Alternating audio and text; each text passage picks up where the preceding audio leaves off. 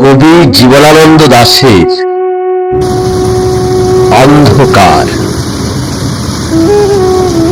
গভীর অন্ধকারের ঘুম থেকে নদীর ছলো ছলো শব্দে জেগে উঠলাম আবার। তাকিয়ে দেখলাম পাণ্ডুর চাঁদ বৈতরণের থেকে তার অর্ধেক ছায়া গুটিয়ে নিয়েছে যেন কীর্তি নাশার দিকে। ধানসিঁড়ি নদীর কিনারে আমি শুয়েছিলাম পৌষের রাতে। কোনদিন আর জাগবো না জেনে, কোনদিন জাগবো না আমি, কোনদিন জাগবো না আর। হে নীল কস্তুরী আভার চাঁদ, তুমি দিনের আলো নও, উদ্যম নও, স্বপ্ন নও, হৃদয় যে মৃত্যুর শান্তি ও স্থিরতা রয়েছে, রয়েছে যে অগাধ ঘুম, সে আস্বাদ নষ্ট করবার মতো সেই তীব্রতা তোমার নেই। তুমি প্রদাহ প্রবহমান যন্ত্রণাও নও। জানো নাকি চাঁদ, নীল কস্তুরীর আভার চাঁদ, জানো নাকি নিশীথ, আমি অনেক দিন অন্ধকারে সারাৎসারে অনন্ত মৃত্যুর মতো মিশে থেকে হঠাৎ ভোরের আলোর মূর্খ উচ্ছ্বাসে নিজেকে পৃথিবীর জীব বলে বুঝতে পেরেছি আবার।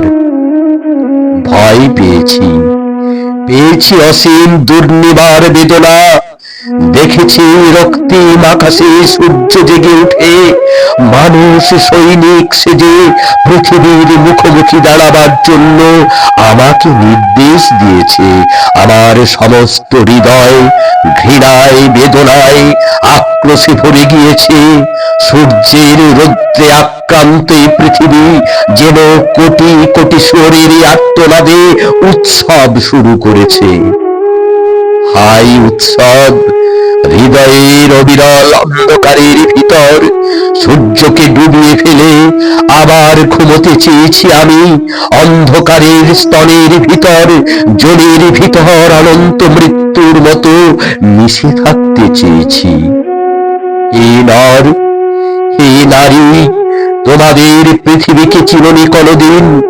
আমি অন্য কোন নক্ষত্রের জীব নই, যেখানে স্পন্দন সংঘর্ষ গতি, যেখানে উদ্যম চিন্তা কাজ, সেখানে সূর্য পৃথিবী বৃহস্পতি কালপুরুষ অনন্ত আকাশ গ্রন্থি।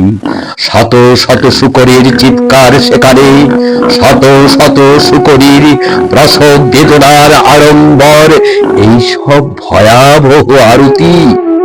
গভীর অন্ধকারের ঘুমের আস্বাদে আমার আত্মা লালিত। আমাকে কেন জাগাতে চাও হে সময় গ্রন্থি, হে সূর্য, হে মাঘ নিশীথের কোকিল, হে স্মৃতি, হে হিম হাওয়া, আমাকে জাগাতে চাও কেন?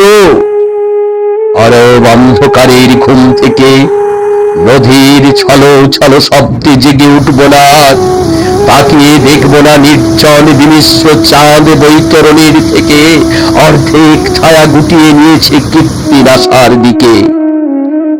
ধানসিঁড়ি নদীর কিনারে আমি শুয়ে থাকবো ধীরে পৌষের রাতে।